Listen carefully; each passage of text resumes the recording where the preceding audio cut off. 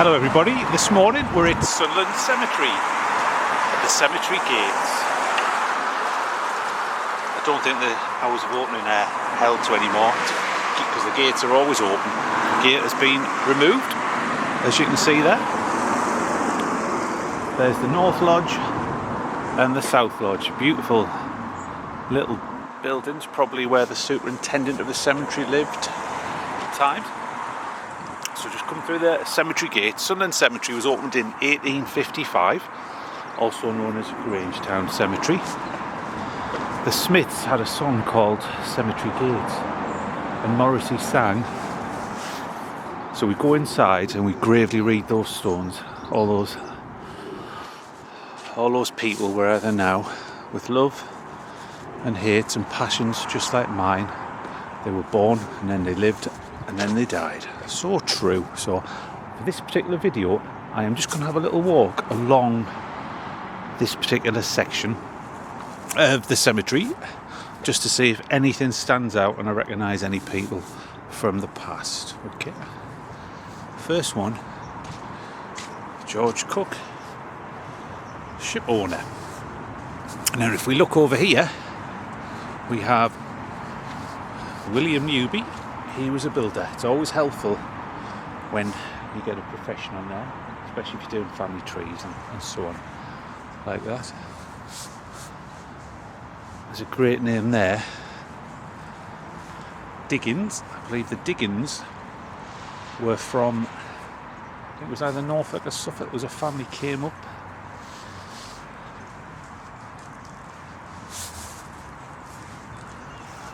And then this is for members of the Greenwell family, sorry, the Spencer family. And at the bottom it mentions 4 of their children lie interred in Sunderland churchyard, of such is the kingdom of heaven. Sunderland churchyard being Holy Trinity Parish Church in the East End.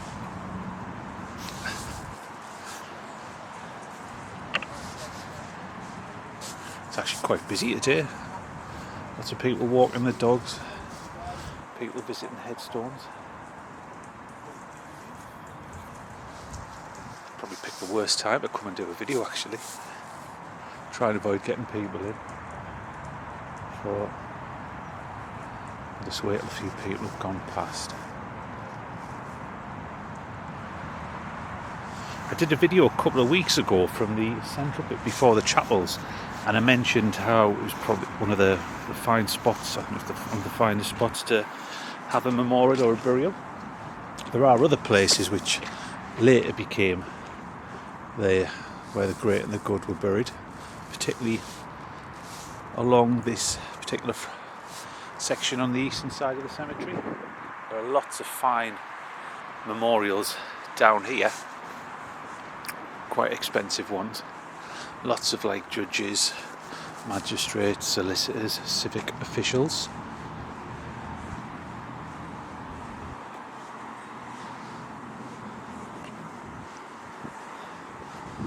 Like there's one for that. That's huge, that column broken to indicate a life cut short, and sacred to the memory of Emily, the beloved wife of Thomas Kish of Sunderland, who died November the 30th, 1881, just aged 28 years. He giveth his beloved sleep. If I remember, I think the Kish family might have lived somewhere along the Cedars. For some reason I'm thinking solicitors or something like that.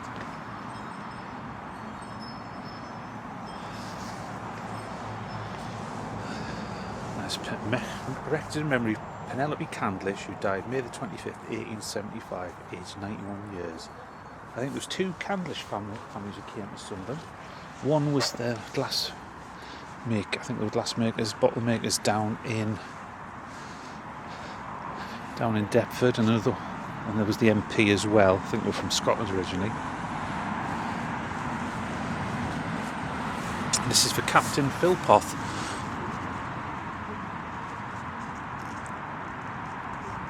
The SS Henry Cockton, which vessel foundered with all hands during a gale in the North Sea in 1876.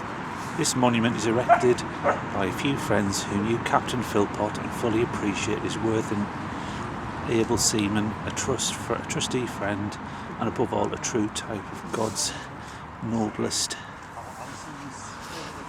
Forgot my torch, so I couldn't read that particular one. I'm going to head down here because this is an area I've generally looked at quite a lot before. Go down here and have a look at some of the, as you can see there, Alderman John Spewers Nicholson, JP.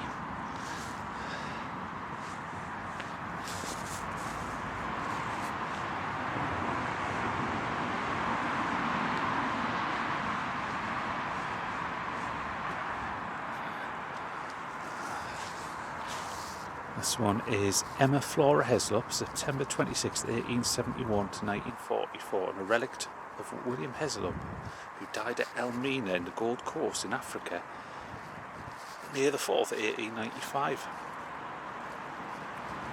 So she must have become a widow when he died at the Gold Coast. I think my granddad was in the Gold Coast in the Second World War. Is it called Ghana now? See if you recognise him. That's a fine one for the Kinman family, who died at Baltimore, USA, and was interred here October the 5th, 1897. So they must have brought his body back to Sunderland.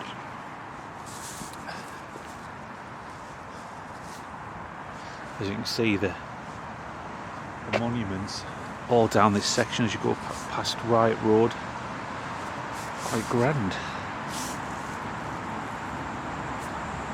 There's John Greenwell, Esquire of Bishop Wearmouth.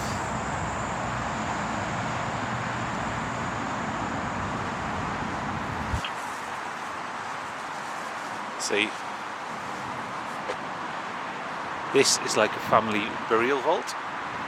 So as you can see, there's the sign which says entrance.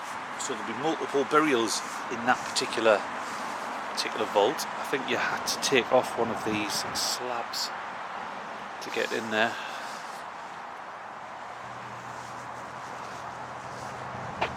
There's a reverend.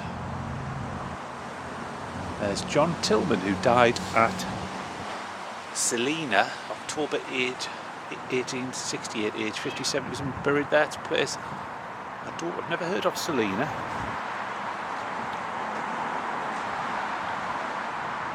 There's the Snowden family, master mariner. It's a heavy master mariner influence in this area.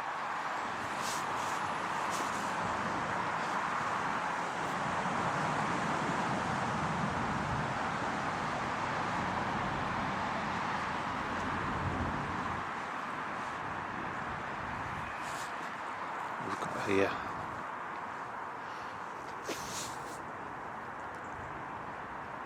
Robert Robson, who died at Bournemouth, 1890, aged 45 years.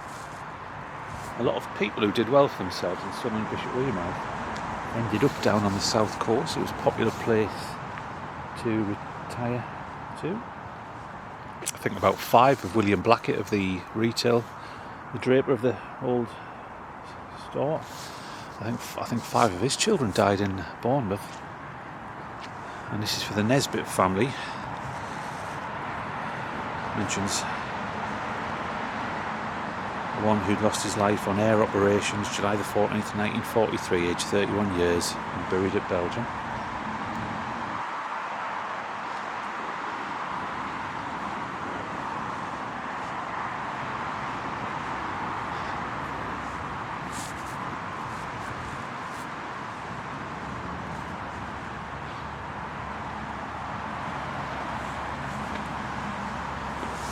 These types of headstones with this particular granite, they're all sort of made by Bower and Florence of Aberdeen. I think they had an agent in Sunderland, so you could go to them and get them to do a monument for your family member. And there we go, another one. Alderman William Sanderson, JP. He died in 1917. An alderman was there, like a councillor, a local councillor. Another alderman.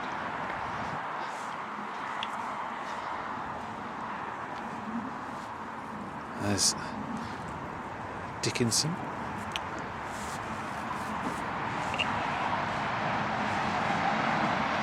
That's a great name. In loving memory of Charles Strathmore Moon, the Oaks Bishop Weymouth, died 1893.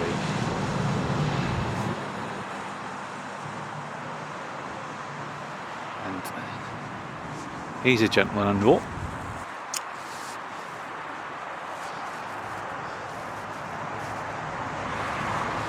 Henry D.W. Shiel, who died December 4th, 1907. Notice the spelling, S-H-E-E-L. Wasn't Irish. What this was, Captain Shiel was a well-known master mariner in Sunderland. He was actually Prussian, who emigrated to this place in the 1800s. I think it's original. I can't remember it because it was one of these long German ones where there was, I think it was Heinrich D.W. Shiel, and I think it had an S-H-I-E-L originally, so it's sort of become anglicised. There's loads of Prussians came to Sunderland. But I can remember because I've done a story about him. If you put in Captain Shiel on Facebook, somewhere that'll pop up in Sunderland history. So look at that. I remember his wife died in Hamburg, May the 20th, 1902. And 4 days later, she was buried here in Sunderland Cemetery. So, in the space of 4 days, they somehow managed to get a body across here. So, I don't know if it came across by sea. Probably only take a couple of days with a steamship across to Sunderland. That's where we are. Just on Ryop Road. And you can see some of the names mentioned. This is Edwin Richardson, Justice of the Peace of the Cedars, which is the fine street next to Backhouse Park.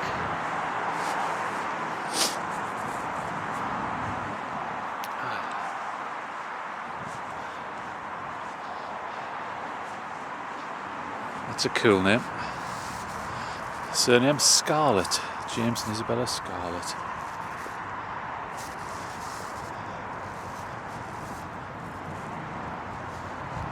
That's a fine angel on the cross.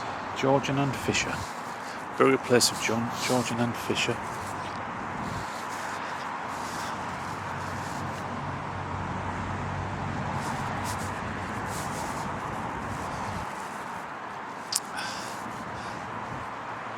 Robert Vardy Lang, beloved husband of Minnie Osborne.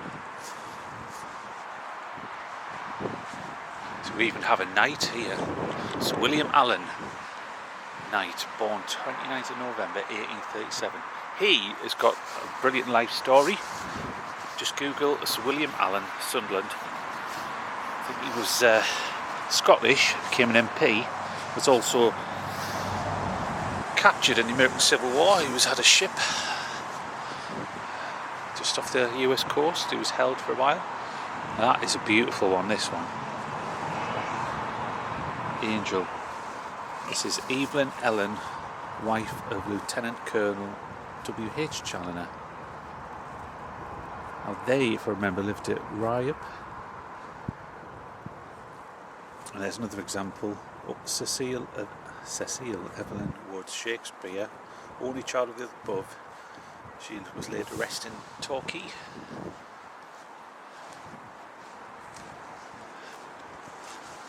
Again, the size of these ones. Joseph Short, JP, who died 13th of May 1917. Look at the size of that. I think he was to do with the Short, is it engines of shipbuilders? Done a few stories where he was the magistrate. And there's another one. John Priestman, JP of Roker. Think of the Priestman building in town, and he was a generous benefactor to Sunderland and Durham County. He was involved in, I think, the enlargement of the Bishop Weymouth Parish Church, now the Minster. There's quite a few down there, but you're getting a bit more recent times down there. These are, I think, most of them like the 20s, 30s, 40s. There's another one. Turnbull, JP.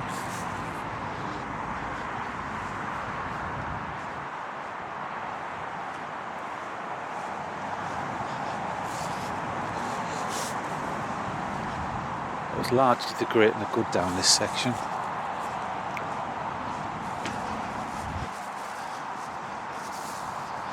That was another anchor on that. Just remember, you have to pay for the burial plot. You have to pay for the right to erect a monument, and then you have to pay for the monument, then obviously all the funerals that you get involved. There's a name I've never seen before, Baselaw.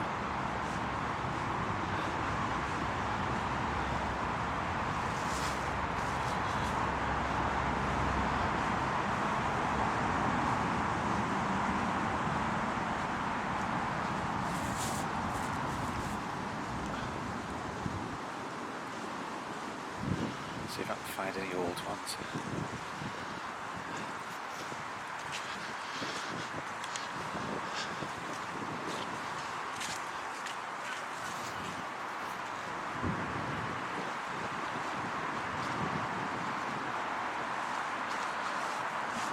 It's a lovely epitaph. A loving wife and sister dear, tender mother, lieth here. In hope she lived, in peace she died. Her life was braved, but God denied.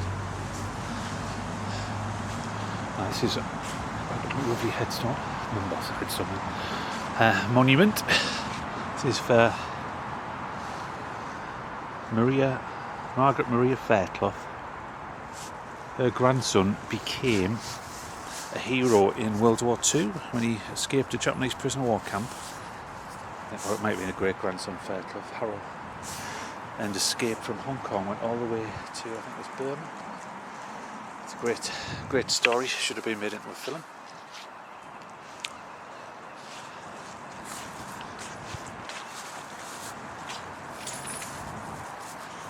There's a name I recognise, Clegram. He was a farmer at Tunstall Hills. The Clegrams were involved with the strawberry, I think they had a farm at Strawberry Bank, one up at Tunstall. Good name, Clegram. So I'll bring this to an end. So thank you very much for watching. This was just a little look around some of the great and the goods memorials at Sunderland Cemetery. If you did like this, please give it a like. And if you want to, click on the subscribe option and you'll get any future updates and any future videos I do. Thank you very much for watching.